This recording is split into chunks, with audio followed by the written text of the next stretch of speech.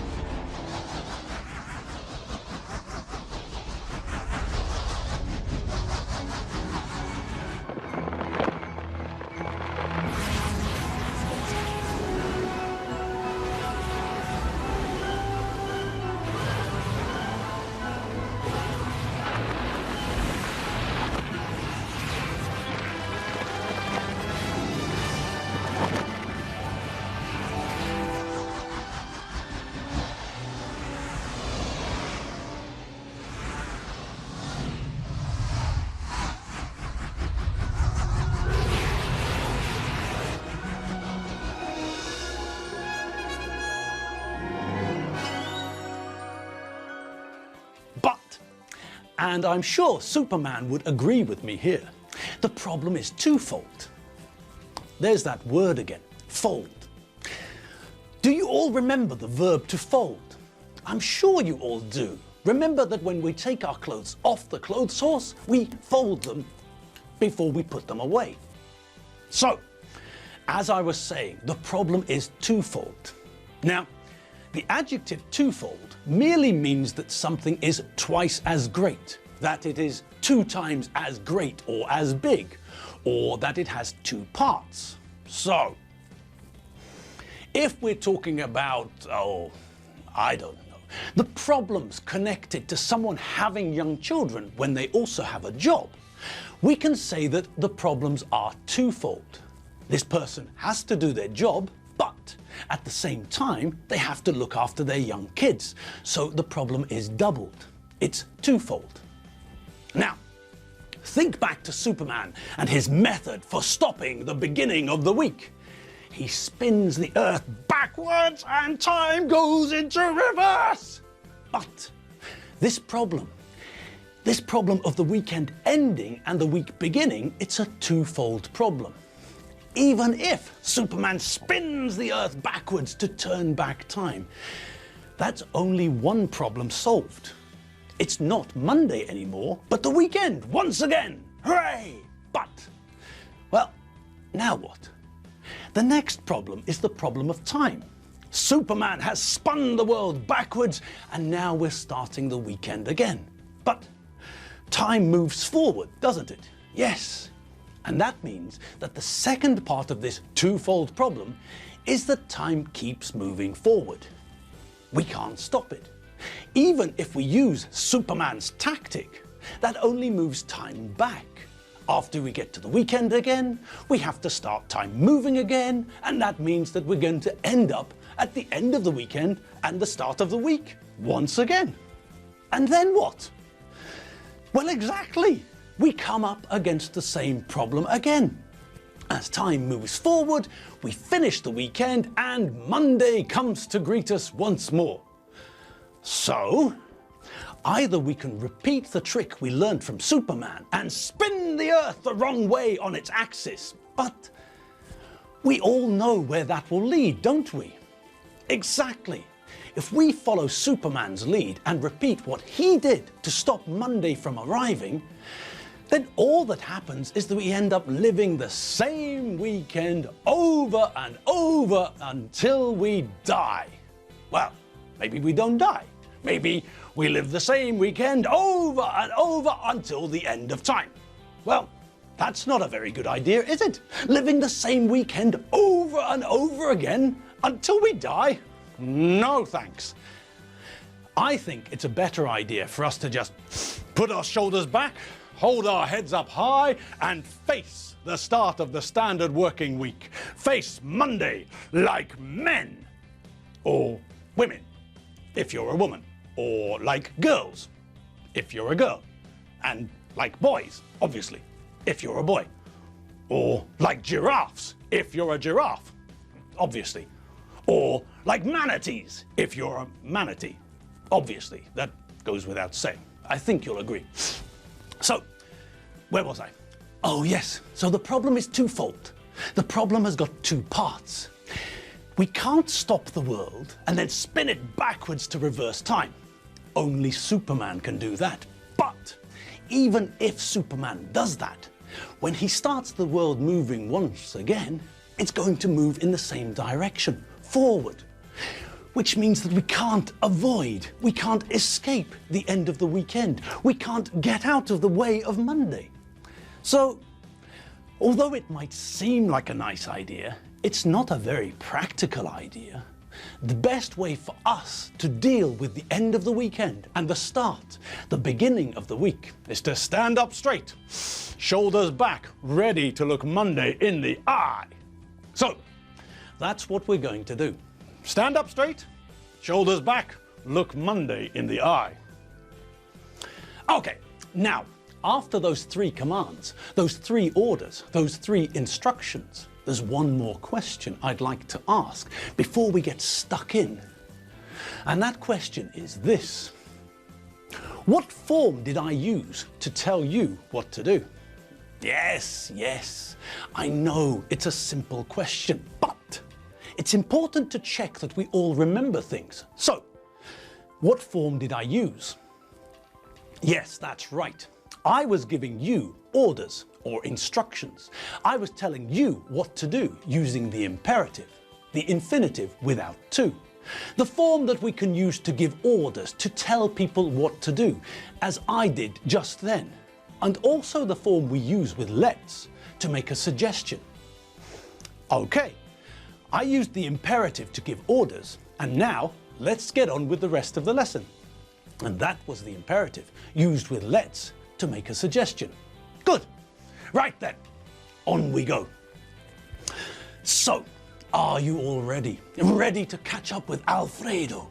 Yes, the man with a tired brain. And the rest of the gang. The boys, Alan and Jeff. And the girls, Millicent and Kylie. No! Hang on. That's not right. That's wrong, with a capital R.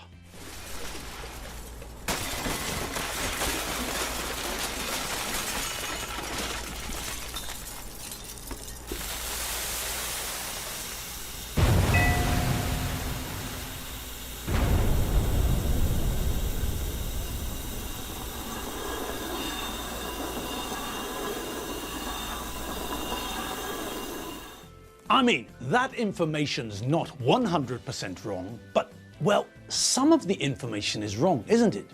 Yes, Alfredo has got 4 children. Yes, Alfredo and Mary have got 4 kids. And yes, they've got 2 boys and 2 girls, 2 sons and 2 daughters. But there's a problem with the kids' names, isn't there? Alfredo's sons are not called Alan and Jeff, are they? No, of course not.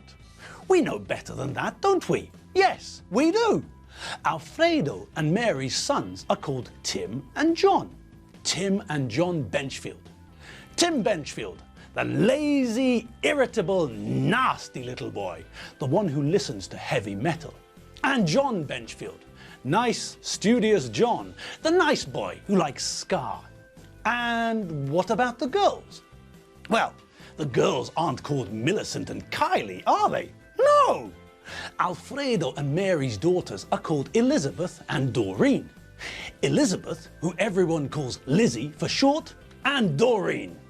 Doreen, the girl with the yellow teeth. We really must encourage Alfredo and Mary to get Doreen's teeth sorted out. Anyway, that can wait for the moment because we've got bigger fish to fry, haven't we? Yes, we're nearing the end of the shopping saga. That saga which turned into a mystery involving the police. Do you all remember where we were last time? Yes, last time Alfredo was feeling self-conscious and embarrassed about the fact that he didn't really understand what was going on. Alfredo thought that people were looking at him and thinking, what an idiot. But Dave told him that nobody was thinking anything bad about him. Dave told Alfredo that nobody was judging him, nobody was looking at Alfredo and thinking that he was a fool, nobody was staring at Alfredo wondering why he was so stupid. We all judge each other.